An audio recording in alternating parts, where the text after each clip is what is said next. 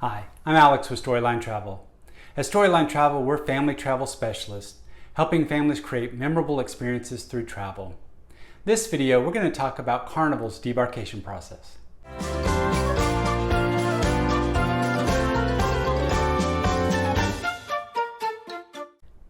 We're really glad you're here. We hope you get a lot of value out of this video and all of our other videos as we give you tips and tricks and document our family travel experience. We ask that you give us a thumbs up and subscribe to this channel so you get more information about our videos. If you want to know when our videos go live, hit that notification bell. All right, let's get it started. So your debarkation process, that day you get off the ship when your cruise is over, actually begins when you are making arrangements for getting to your ship and getting off the ship. If you're flying in this case, we're going to be talking about the port of Galveston. The airports in Houston are 45 minutes to an hour away from Galveston Island. And you've got to give yourself plenty of time to get between the port and the airports. So make sure that your return flight home, if you're leaving the same day that you're getting off the ship, happens after 1 p.m. in the afternoon. In fact, the later in the afternoon, the better. And it's our recommendation to never schedule a flight when you get off of a cruise ship before noon, no matter which port you're going to or how close the airport is. The process of getting off the ship can be long and complicated, and you always have to leave room for error. So as we talk about this process, we hope to show you that it's really important when you select your flights that you do so leaving yourself plenty of time when you get off the ship to get to the airport and to get home. But let's say you're driving, you're a Texas resident or from Louisiana or Oklahoma, you're close enough that you want to drive in. Then make sure that your parking reservations are long enough that, again, you're going to be leaving in the afternoon time frame. Give yourself that extra bit of time cushion to get off the ship. Okay, so now you're on the ship and you know that your cruise is coming to an end. A couple of days before the end of your cruise, you will find on your Carnival mailbox or in your stateroom a letter discussing the process for debarkation. Take a look at this letter. It is somewhat custom to each itinerary, each ship, and information can change from one sailing to the next. Some of the things that you want to look for on the sheet. When is the debarkation information session? There's usually a live session the morning before you get off the ship, and then there will be a repeat of those sessions on your stateroom TV throughout the rest of that last full day at sea. Also, if you want to check your bags, find out where on the ship the luggage tags will be located. Carnival uses a numbering system on their luggage tags from 1 up to, it could be as high as 40 or more. The lower the number, the faster your number will be called and the sooner you'll get off the ship. They tend to break their luggage tag numbers into early getting off the ship and then later getting off the ship. And so you want to take a look at that. They'll tell you the location and the time of where those tags will be and when you can pick them up. Our recommendation is look at that time and then plan to be at that location 5 to 10 minutes before the time that they advertise. We have recently done sailings on 2 different Carnival ships. On the first ship we were on, the tags were in the Ocean Plaza area on deck 5, and the fun squad was out at 11:15 handing out tags, and it was a bigger area, kind of the area where there's live music and trivia and those types of events. So it was an okay space, but we did find the line snaking all the way down deck 5 towards the forward section of the ship. On this most recent cruise that we got off of, the tags were put out in the Red Frog pub, again on deck 5, but definitely in a different location, much closer to aft. the area where the tags were was a much smaller area, and the line was twice as long as what we had experienced on our previous ship. But as I noticed, we showed up 5 minutes before and the tags had already been put out, and the earliest number we were able to get was the number 8. So folks that had shown up probably between 11 and 11:05 were able to grab those really early numbers as soon as the boards were put up. So that's how you get your luggage tags, where to find out the information. Another good thing to note at this point, and something that you'll find out in the presentation on debarkation, is when will they begin to call the numbers of the luggage tagged bags. Sometimes that is done during the same time that people who take their luggage debark the ship, and at other times it's done after that. So I mentioned something that you may or may not know. Let's go into the 2 different ways that Carnival classifies you getting off the ship. One is that you're going to self disembark. You're going to self get off the ship, meaning you're going to carry your own luggage off. The way that Carnival gets you off the ship for these folks is that they call you by your muster station. Your muster station on a Carnival ship will start with a letter, A, B, C, D, E, F, G, followed by a number, 3, 4, 5.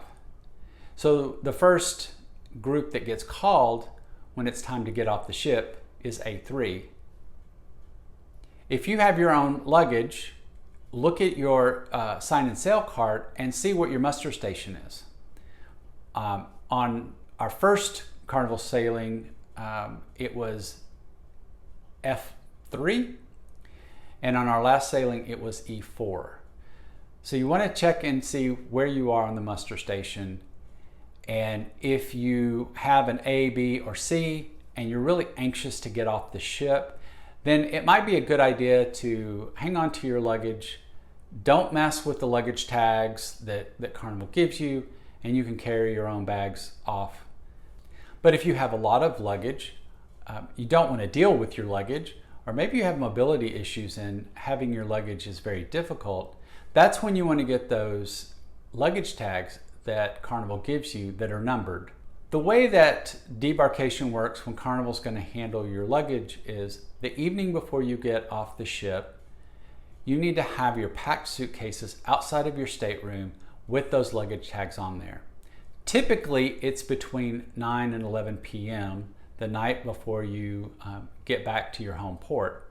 But you always want to check your debarkation information sheet, as mentioned earlier, as that sheet will give you a lot of the information on times and if there's any variances on this sailing that you need to be aware of. Pro tip, make sure that you have an outfit for the day you get out that's not packed in your luggage, and make sure that outfit fits. You've probably eaten a lot of good food on your cruise, and you want to make sure that you can squeeze into those jeans and that t-shirt fits properly. So the night before you leave, you pack up your suitcases, you put on your luggage tags, and you set them outside your door. Your stateroom attendant will take care of those and make sure that they get off the ship. So an interesting thing I want to point out on the Carnival ships in our experience is we've had 2 very different experiences on debarking this year. In one case, the process to debark was all of the muster stations were called before Group 1 on the luggage tags were called. So everyone that had decided to get themselves off the ship, keep their luggage with them, they were all allowed to get off first. That meant that the first group of folks with luggage tags had to wait quite a long time to get through all of the different muster stations. I think we went through F5. So you can imagine that's quite a long list of people. We were even later on our luggage tags numbers, and so we waited a long time. You see, the debarkation day, your stateroom needs to be vacated by around 8:30 in the morning. Again, your debarkation information will be specific on the time. And after that time frame, you're not able to get back into your room, as they need to turn it over for the next cruise. So for us, we ended up getting up early, having breakfast, and then setting and waiting for all the folks in their muster stations to get off, and then all of the numbered groups. I think we were in the 20s before we could get off the ship. On the second sailing, by about the second muster station, they had started calling the numbers on the luggage tags, and both groups were getting off at relatively the same amount of time. So again, there will be some variances. Each sailing will be somewhat different. Be sure you verify that. Now let's talk about the actual debarkation morning and that process. So in the morning, the main dining room will open earlier than it has previously on your cruise. For us, it opened at 6:30 in the morning and was only open until 8 a.m. And you could get a table and have a breakfast at that time. If you came in after 8 a.m., you were directed to go up to the Lido deck and to the buffet to have breakfast, which was open later. For waiting, once you finish breakfast and your stateroom, like I said, we had to be out by 8:30 on our last sailing.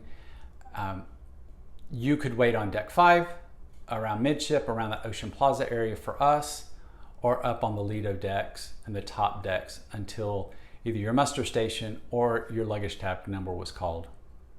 On our Carnival ships, we were getting off the ship on deck 3, and we were directed to either start that process on decks 4 or 5.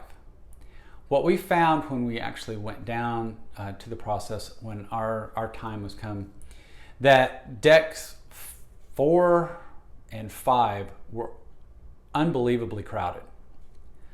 And what we experienced as we went through this was that people who were waiting for their muster number to be called or waiting for their tag to be called were just kind of hanging out on the sides waiting, either looking over the rail or, if they were in deck 4, we had pixels, and so they were hanging out in the area around pixels. Deck 5, they were looking into the shops that were obviously closed. And so we had a lot of crowd that wasn't part of the debarkation process, just hanging around. That made for a little more chaos than normal. Then through the middle of that crowd was your line to get off. And as we approached the forward part of the ship, all of the glass elevators had been disabled. They were no longer working. That left the 6 inside elevators that were forward to be working. One of those was completely shut down, we later learned. 2 were being controlled by crew members to go between decks 4 and 3 for anyone with large luggage or needing special assistance, and that using the stairs wasn't even a possibility. And so that left 3 elevators that were working between decks 1 and decks 12, trying to move people around. The staircase was roped off so that only one side of the stairs were available to use. And so between people coming on deck 4, deck 5, people coming down the stairs from higher decks, and the fact that we were down to just 3 elevators that were being used, it was extremely crowded and moved very, very slow. In some cases, it was a bit chaotic, as folks weren't sure who was waiting, who was in line, and we would have people expecting that everybody was just waiting for their number to be called and try to weave through, and whether intentionally or not, cutting in line. We figure most people weren't. They just were trying to figure out where the line began, and it wasn't always clear. So our recommendation, if you have the time to wait, get more value out of your cruise by being some of the last people off the ship. Go up to deck 10 or deck 11, grab a deck chair, grab a cup of coffee or a cup of juice, and relax. What we experienced was just crazy as we were trying to get off. Some of that we did because we wanted to share with you that experience as we went through this. On the first cruise, we were way at the end. By the time our number was called, we walked right down to deck 3, we walked right off the ship, no problem. This time, we wanted to see what it was like to try to get off early, and it was mayhem. It really was. It was kind of crazy. So our recommendation is plan early to get off the ship late. Plan early to get off late. One final note I want to share with you, and that is for those in wheelchairs or that had scooters, walkers, canes, had mobility issues and special needs. The big theater forward of our Carnival ship was a place where those with special needs were asked to meet.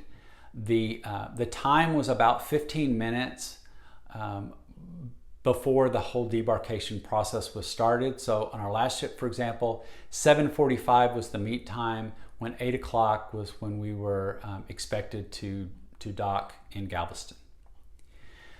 This space is set aside for those with that have that need for special assistance and extra time.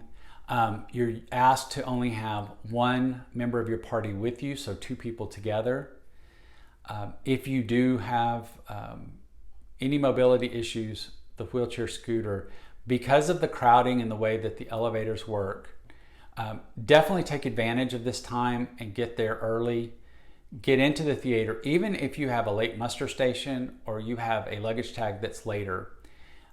This theater is a much better place to wait and much less chaotic for you when you need that extra time and space. So definitely look for that area if you need that time and you have those special needs, and go there.